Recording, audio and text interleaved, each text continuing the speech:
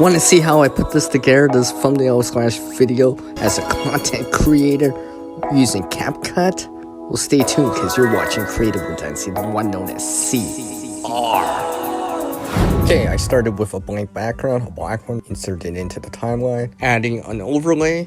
Now I'm looking for a feeder type of picture right here.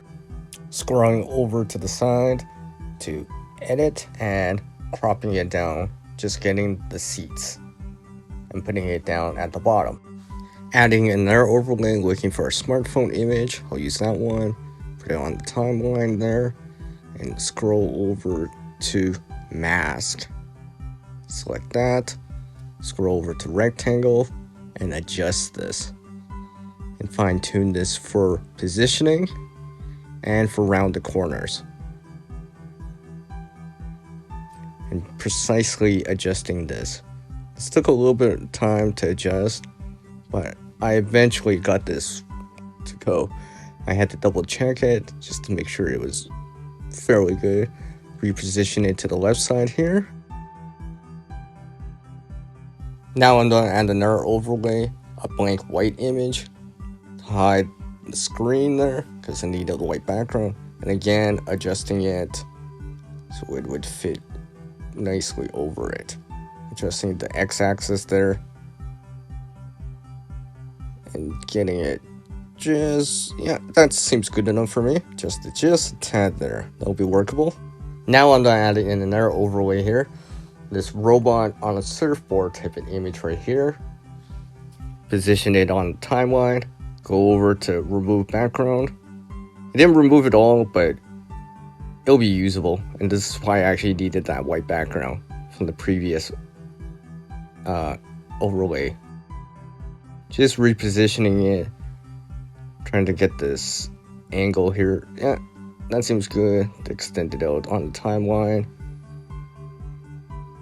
And I'm just extending that white background on the timeline there, just to get it going there.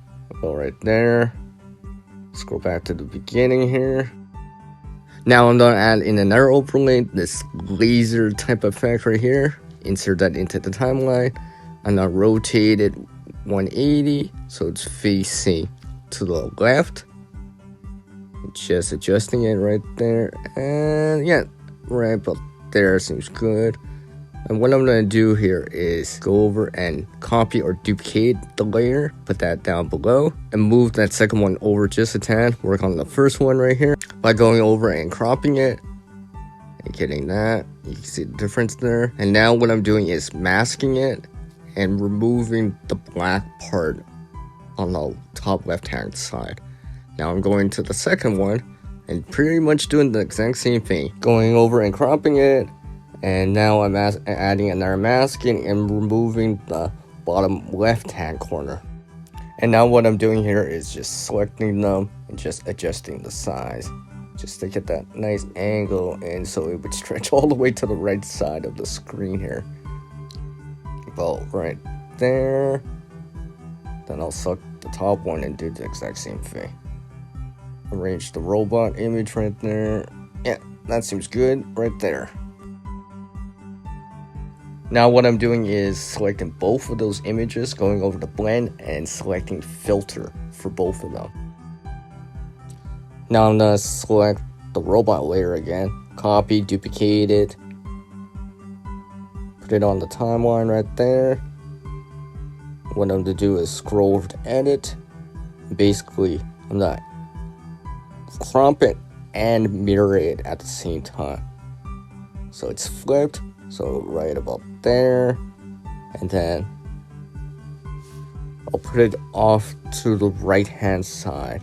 But first, I have to put it at the bottom of the layers, beginning of the timeline, and of course, I have to put it to the right side of the screen, and just adjusting the size here. I'm gonna have the same issues with the white part that you see because it's a copy of that robot image or robot layer. Okay, now I go over to blending and select darken. You can see it will remove that white part but keep the darker part. And basically go over to adjustments, turn up the saturation, go over the graphs right there, and change so the red is increased. And basically I adjust the RGB values, red, green, blue values. Right about there seems good for the green. And the blue, I just went right about there. Now I adjust the positioning and the size of it here. And just get it to that nice spot that I'm like, okay, this seems like a good spot. So right about there seems pretty good. I had to rotate it a little here. Adjust the size about right there seems pretty good.